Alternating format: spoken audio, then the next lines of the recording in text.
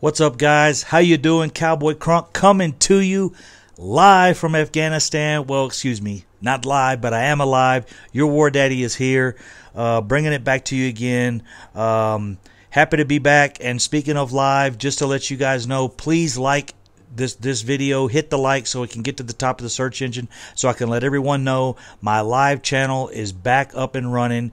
Yeah, Cowboy Crunk regular. Don't have to go to the 2.0 channel to do the live shows anymore. I had a great time over there with the guys, D Will, Stevie Mac, JoJo Dancer, all the guys who used to hang out with me there. I appreciate it. Shout out to you. We had a great time over there, so I'll be moving the show back over here, doing the live stream. I'll be keeping the TV away from the video. So I did want to go over some things, and yes, I brought my 100% authentic replica 22 pounds or 22 inches, 8.5 pounds, exactly just like the Lombardi Trophy that the Cowboys won. This is the first one, as you guys know the story. I ordered the first one to see what it would look like. They're relatively a little expensive. I ordered one, got it here. Man, the quality of it is outstanding. I had it at the draft. Some of you guys took pictures with it, and lo and behold, they stopped making them. There's a copyright issue. You can't get them anymore. I had planned on ordering all the other four, and I brought this because 'tis the season, baby. This is the season we have a chance to get one of these. This is our opportunity. We're in there. It's looking good.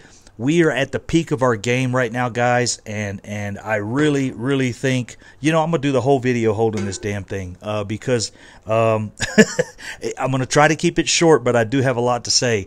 If you guys remember the video I did last week prior to the game, I told you I really think, and I looked at this at a football perspective, I really think we have a lot of advantages, had a lot of advantage over the Seahawks. My main concerns were the cornerbacks. The cornerbacks did a pretty good job. We shut them down. The only time we got in trouble, really, is when they went deep. Our safeties weren't there in coverage. Our safeties are basically... they've changed. Our whole defensive scheme has changed really from the beginning of the year. The linebackers are playing much better. Antoine Woods has stepped in. He's playing outstanding. Malik Collins has stepped up the last couple weeks. Randy Gregory is firing off. So we got those guys mixed in with Tyrone Crawford. And I really think the absence of Tyrone Crawford for that week, although unfortunate, really kind of helped the Hot Boys out up front to put a little pressure on them. So we're really looking good up front. The linebackers are playing better than ever. Sean Lee's barely even getting any spots on the field.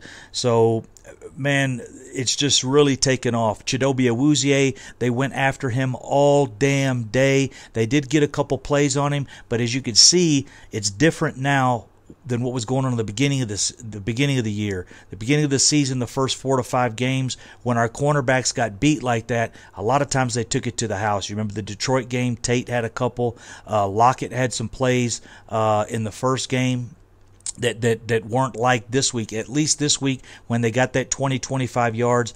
Our safeties are playing softer.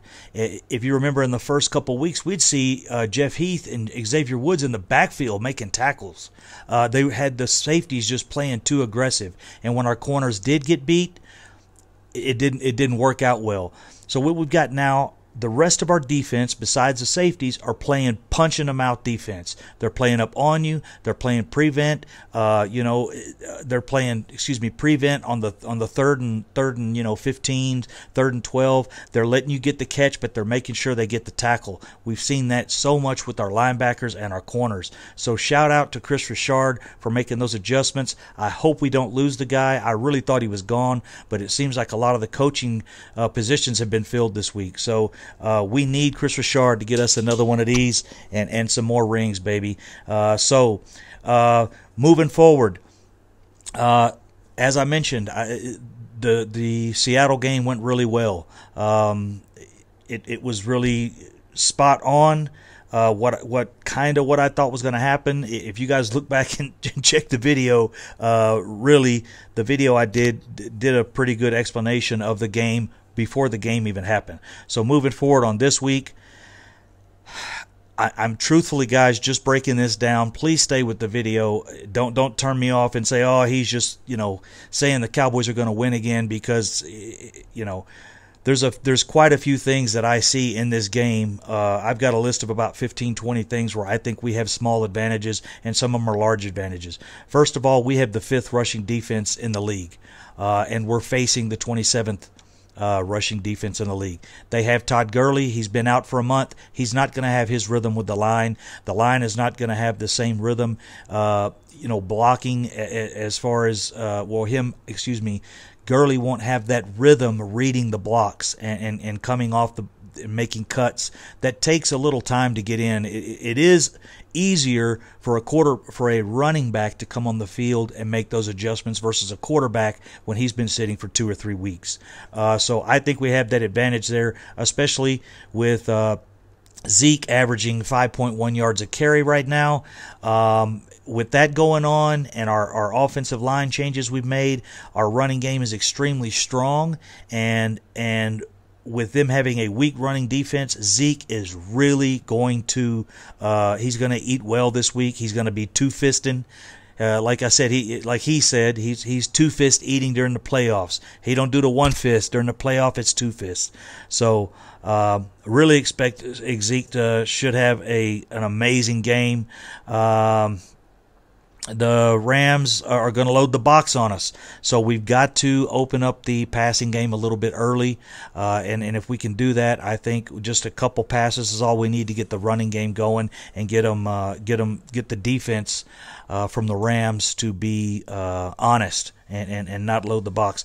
Tavon Austin is going to be a key. He had some really good returns this week. He had the one return that was brought back for the holding, but still, we saw a big pickup in that part of the game, so I'm hoping that happens again. Tight end play will be key because these guys have Jamal Peppers and Aqib Talib, so we're really going to need our tight ends to help spread the ball around. Cole Beasley's going to be important this week. We're going to have Cooper make some plays. Dak's going to have to put a little bit more up on the ball. That's one thing. You guys know, you've seen me ride Dak, and I've ridden Dak, but it's because that position is so dang important, man. The quarterback position is the most important position in sports. I think most people think that as well. When you're talking about team sports, he carries the most weight of any position in any sport, to me, worldwide. I mean, he has to read the defense. He has to know what all 11 players are doing. He has to know what the defense is doing. He has to predict the defense. He has to read the receivers, read the tight end, read the linemen. I mean, he has so much going on, and so Dak has to have a good game. He's played very well lately. He's missed a few throws, I want to say more than a few, but I don't want you guys getting upset. But we really need him to play a little better if we're going to do this all the way through and take it to the house. And that's what we all want. That's what I think this team is capable of doing. And everyone else, I think, has to pick it up a little as well. Connor Williams, play a little better. The offensive line, we need a little bit better protection for Dak. We did see the run on Dak. We did see the run a little bit this week, which completely changed the game in the red zone. We've all been asking for that. It's something that they've got to incorporate, and it's almost like they started doing that after they saw Russell Wilson do it, earlier this week. It was like Russell Wilson had a couple runs, and they're like, okay, now Dak's running the ball. Okay, if you got to take a page out of somebody else's book, take a page out of somebody else's book. But I was really happy to see Dak make those runs, and that changed the game. Basically won the game for us. Then put the ball in Dak's hands. Okay, I'm going to switch over to defense real quick so I can get this thing rolling. But I think I hit all the points on offense. These are all points that I think we have an advantage on LA. I don't think that they have the firepower on offense that we have, just because of the offensive line, and the fact that Gurley hasn't played in a while. I think that's to our advantage. Also, they're a young team, just like we sat in 2015-16 when we had to 16-17 when we had the game before Green Bay, and we set out a week. We had won the division, and we won the NFC East, and we had the bye. We came out and we played flat the first week. That's what young teams do. The first half, excuse me. The first half we played kind of weak, a little slow, a little flat, and I'm expecting LA to do that as well. They're a young team. I think they're going to come out flat with having a week off. We just came out of a really good game. Also, we came out of a game with the Giants where we did nothing but pass the ball. We worked on our passing game, and I think you could see it this week against Seattle. We had a pretty good passing game. We actually elevated it from the previous weeks against the Colts and Tampa Bay, which we really looked horrible. So going on to the defense, our front seven must cover the rush lanes. We cannot let Gurley get loose, and the LVE, Jalen Smith, and if we see any Sean Lee, they've got to cover sideline to sideline. This guy's quick, he's fast, he's good, he's elusive, and he's powerful. I do not think he's Ezekiel Elliott. Some people say he's better. I'm sorry, I pick Ezekiel Elliott over him 7 days a week and Sunday, or 8 days a week and Sunday, whatever that saying is. But really, Ezekiel Elliott is just a beast, dude. He does take his little breaks here and there, but you'll see him limp off the field, and 2 plays later he's back on there. And you don't see that out of Todd Gurley. He's much stronger, a much healthier guy than Todd Gurley, and I'll take him every day of the week. So let's see, Gurley in the screen game. They've got to cover that screen game. They've got to get side to side line, especially the linebackers and the defensive ends. They can't over pursue the quarterback and let those screen plays and let those delay runs and stuff like that get us in trouble. Safety play has been better, like I just said. They're playing softer with the safety. Everyone else is playing solid, punch you in the mouth, but they've got our safeties playing a little soft so that if someone does get beat, at least it's not, we're not giving up 6. I think our secondary has an advantage over their wide receiving crew, especially without Cooper Kupp being there. That's been a big change for them. Cooper Kupp being gone and Todd Gurley, man, that was a big hit for them. That's why they haven't played well. But if you guys look, the play action has not worked as well without Gurley there for the Rams the last few weeks. And Jared Goff's numbers are really, really down right now. In comparison to Dak Prescott over the same time period, Dak is killing him. It's not even close. So big props to Dak for playing well. He has some things he needs to work on, the accuracy and a few.